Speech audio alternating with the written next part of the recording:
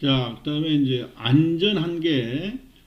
이거는 우리 지금 매출 수량이나 또는 매출액이 우리가 사업성을 검토해 볼 때 우리가 최소한의 이 제로죠, 제로. 손익분기점을 벗어나서 어느 정도 위치해 있느냐.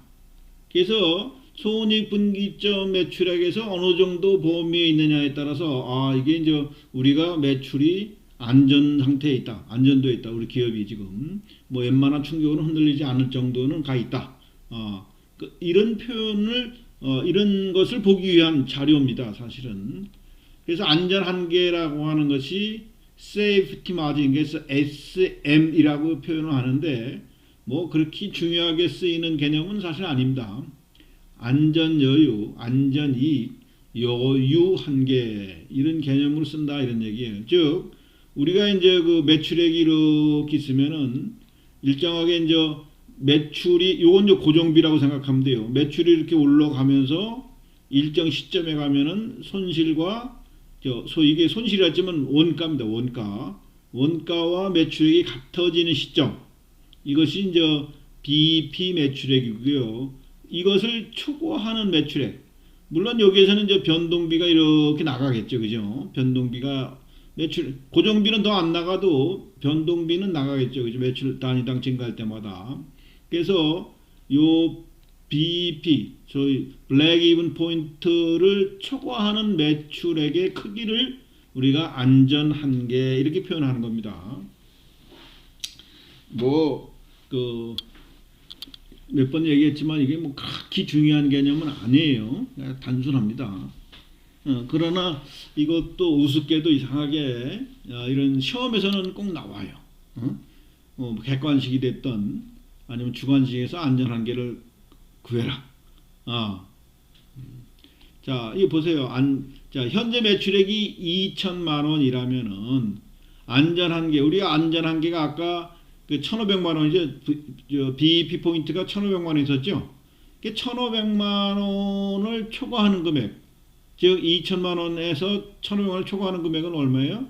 500만 원이죠. 500만 원을 이렇게 표시합니다. 자, 총 매출액 중에서 1,500만 원 초과한 금액 500만 원을 표시한 거예요. 25%, 25%에 있다. 이렇게 표시하는 거예요.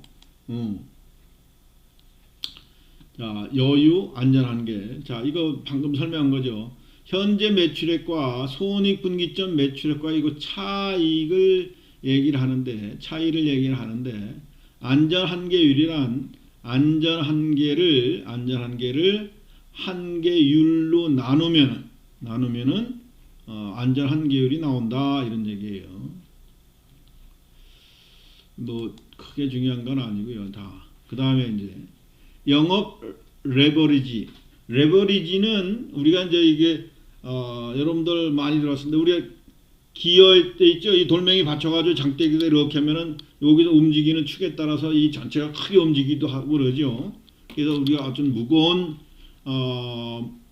물건을 옮기고 그럴 때 이 레버리지 기능을 많이 사용하기도 합니다. 그래서 이 레버리지라고 하는 것은 그 기업 분석에서도 많이 써요. 많이 쓰는 거고. 그래서 어떻게 되면 이게 매출액의 변화가 기업 이익에 얼마만큼 영향을 주는가. 뭐 이런 것 얘기할 때 보통 영업 레버리지라고 합니다. 이거는 뭐 결론적으로 얘기하면 고정비 부분이 크면 클수록 이 레버리지 효과는 더 큽니다. 자, 우리 한 예제에서 A사는 매출이 똑같고요. 그죠? 다만 변동 원가가 다르고 그럼 공원이익이 달라지겠죠. 당연히. 그리고 이제 고정원가도 또 달라요. 고정원가도 다르고. 그러니까 고정원가가 큰 데니까 아무래도 변동비가 적게 들어가겠죠. 그죠? 고정원가가 적게 들어가니까 변동원가가 많이 들어간 거예요. 어쨌든 영업이익은 똑같이 2만원 나왔습니다. 그럼 A사, B사가 우리가 이익으로 봤을 때 또는 매출로 봤을 때 똑같이 10만원어치 팔고 2만원 이익이 나왔는데 이게 같은 그 경쟁력을 갖고 있는 회사냐? 이렇게 볼 수는 없다는 거예요. 언뜻 보면 그렇게 보이지만은 더 분석할 필요가 있다 이런 얘기예요. 그때 사용하는 것이 뭐라고? 영업 레버리지. 영업 레버리지도 해가지고 degree of operating leverage 해가지고 돌, 아이돌이 아니라 돌이라는 약자를 쓰기도 하는데 보통은 다 그냥 영업 레버리지가 라고 하죠. 그 업계 소수 인원들이야 이제 뭐 돌이라고 써도 무슨 뜻인지 알겠지만은, 즉 공헌이익을 영업이익으로 나누는 거예요. 공헌이익을 영업이익으로 나눈다.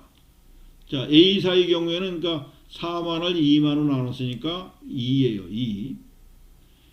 참 이것만 보면은 우리가 뭘 알 수 있냐면 순이익 증감률을 우리는 계산할 수 있어요.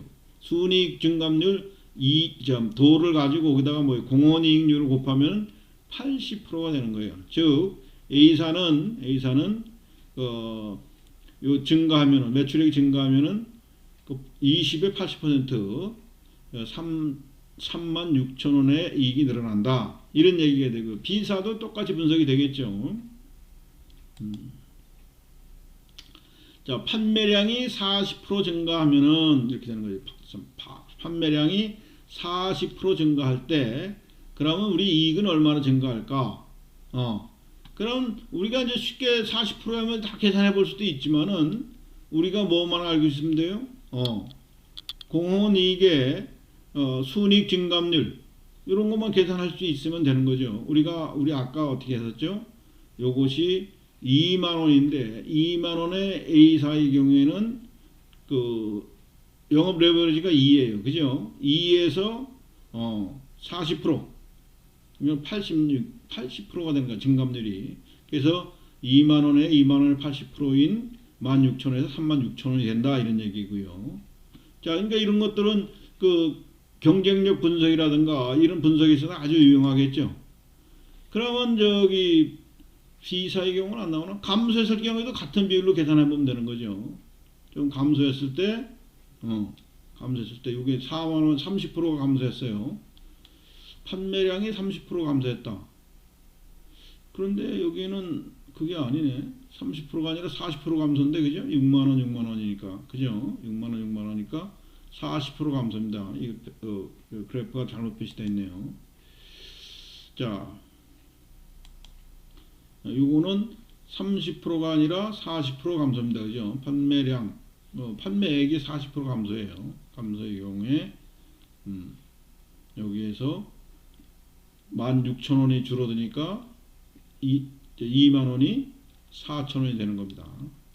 B사의 경우에도 2만 원에서 여기는 이제 도를 계산 안 했죠. 그죠? 순이익 증감률을 계산 안 했으니까 여러분들이 이와 똑같은 방법으로 계산을 한 번씩 다 응용적으로 해봐야 좋겠습니다. 연습 삼아. 그냥 눈으로 보는 게 아니라 이건 자꾸 해보면 되는 거예요. 몸에 있고 눈에 있고 머리에 남습니다. 그래야. 그 다음에 민감도 분석. 이 민감도 분석은 참 이게 아주 중요한 건데요. 그러니까 뭐 민감도라는 건 우리가 매출량이 이만큼 증가하면 이익이 얼마큼 영향을 줄까?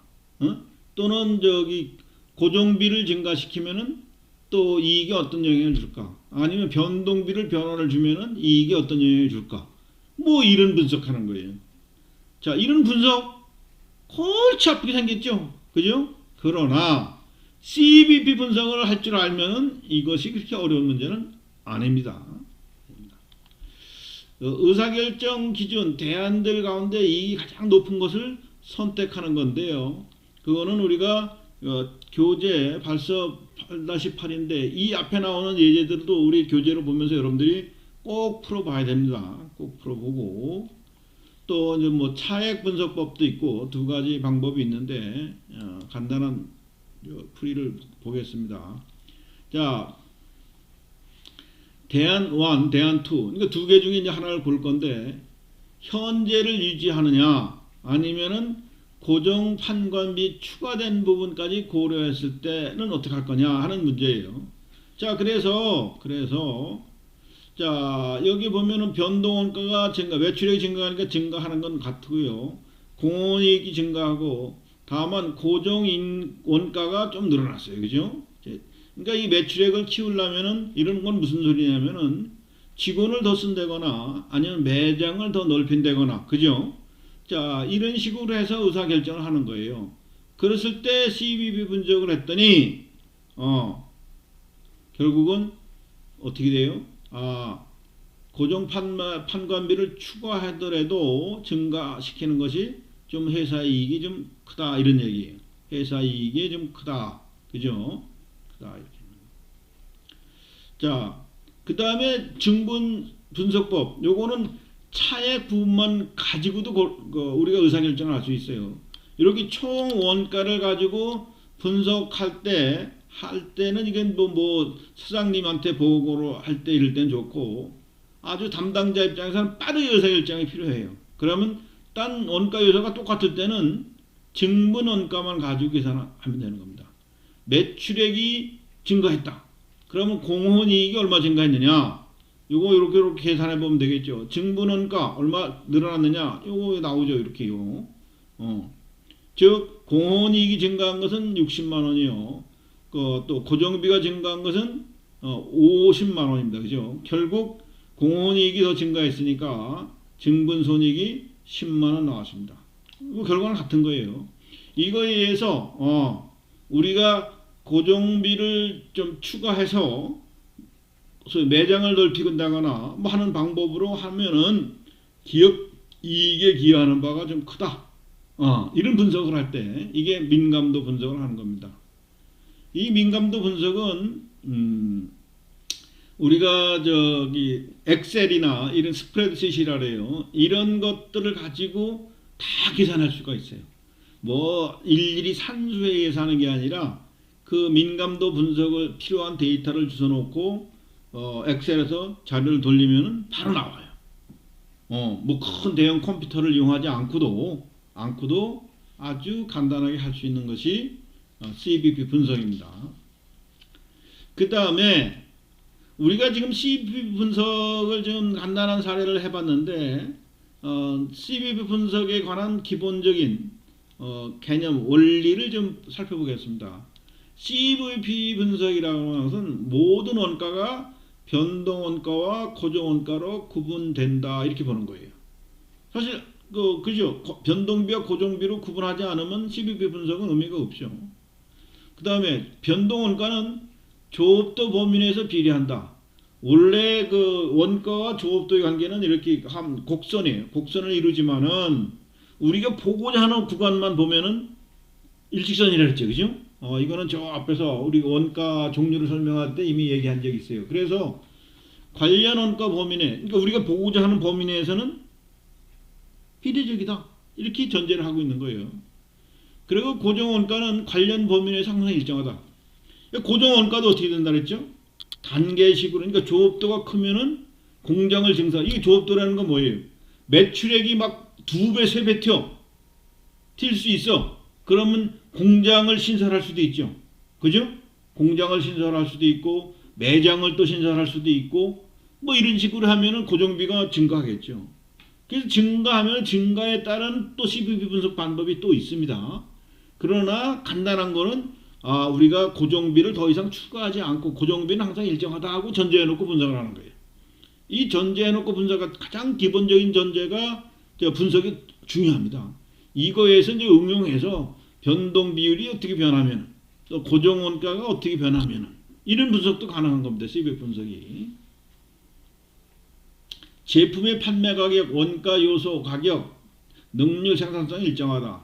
즉 조업도만이 원가에 영향을 미치고 나머지들은 큰 영향을 안 미친다 이거예요. 그러니까 우리 생산량이 늘어나면 사실은 뭐예요? 판매량이 줄을 수도 있고 그죠? 원가 요소가 많이 늘어나면 원가 푸시 그 재료비 가격이 올라갈 수도 있죠. 그죠? 또 능률이 제고될 수도 있고 아니면 기계가 뻑뻑거려 가지고 능률이나 생산성이 떨어질 수도 있어요. 그러나 이걸 다 일정하다고 전제를 해놓고 생각하는 거예요. 그러니까 우리가 관련 범위 내 요 분석하고자 하는 구간 내에서는 항상 일정하다고 전제할 수 있다는 거예요. 단일 제품을 생산한다.